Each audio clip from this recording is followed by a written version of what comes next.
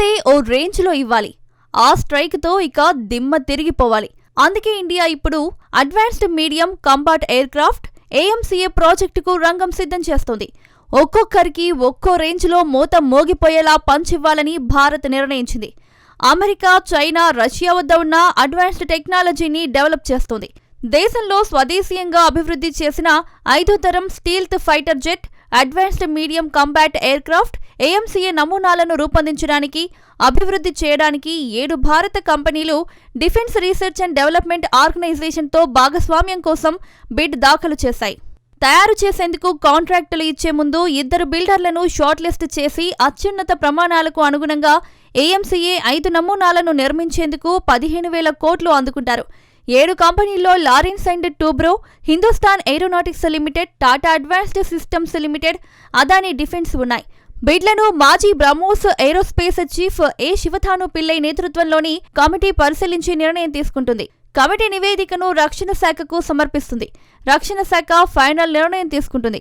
125 fighter జెట్లను ఉత్పత్తి చేసే 2 లక్షల కోట్ల రూపాయల తయారీ ప్రాజెక్ట్ AMCA 2035కి ముందు వైమానిక దళంలోకి ప్రవేశించడానికి సిద్ధంగా ఉండకపోవచ్చని భావిస్తున్నారు.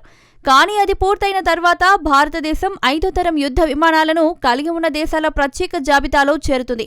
మే 2025 నాటికి America F-22, F-35, China J-20, Russia Su-57 మాత్రమే వీటిని కలిగి ఉన్నాయి.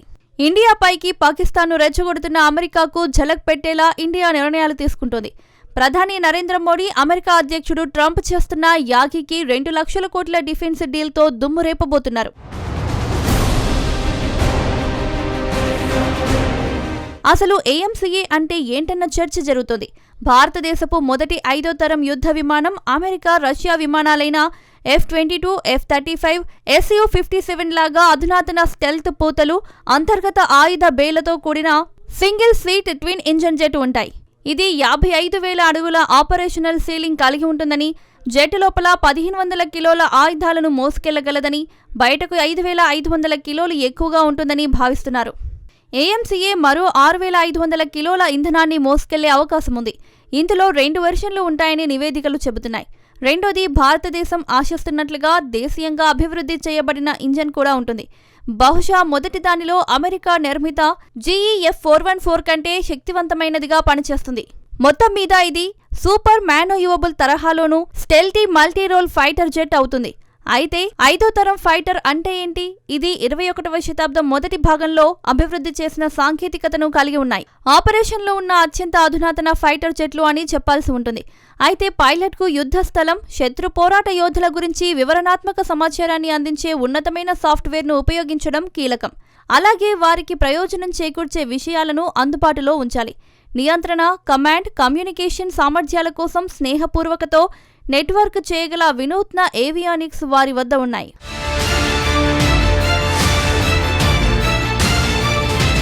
అణు సాయుధ పాకిస్తాన్, చైనాతో ఇటీవల సైనిక ఉద్రిక్తతల తర్వాత ఆయుధాలు, పరికరాలను అప్గ్రేడ్ చేసుకోవాలని ఆర్మీ స్పష్టం చేస్తుంది. దీంట్లో భాగంగా ఏప్రిల్లో ఫ్రాన్స్కు చెందిన డసాల్ట్ ఏవియేషన్ నుండి 26 రాఫెల్ M యుద్ధ విమానాలను, మెరైన్ వేరియంట్లను కొనుగోలు చేయడానికి 63,000 కోట్ల ఒప్పందంపై ఇండియా సంతకం చేసింది. 2031 నాటికి డెలివరీ కానున్న ఇవి పాత రష్యా MiG-29Kల స్థానంలో పనిచేస్తాయి. వైమానిక దళం ఇప్పటికే 36 రాఫెల్ C యుద్ధ విమానాలను నడుపుతోంది. గత 10 ఏళ్లలో భారతదేశం స్వదేశీయంగా అభివృద్ధి చేసిన, నిర్మించిన విమాన వాహక నౌకలను, అలాగే యుద్ధ నౌకలు, జలాంతర్గాములను కూడా ప్రయోగించింది. దీర్ఘశ్రేణి హైపర్సోనిక్ క్షిపణులను పరీక్షించింది. 2033 నాటికి కనీసం 100 బిలియన్ల దేశీయ సైనిక హార్డ్వేర్ ఒప్పందాలను కూడా కుదుర్చుకోనుందని ఇప్పటికే రక్షణ మంత్రి రాజ్నాథ్ సింగ్ తెలిపారు.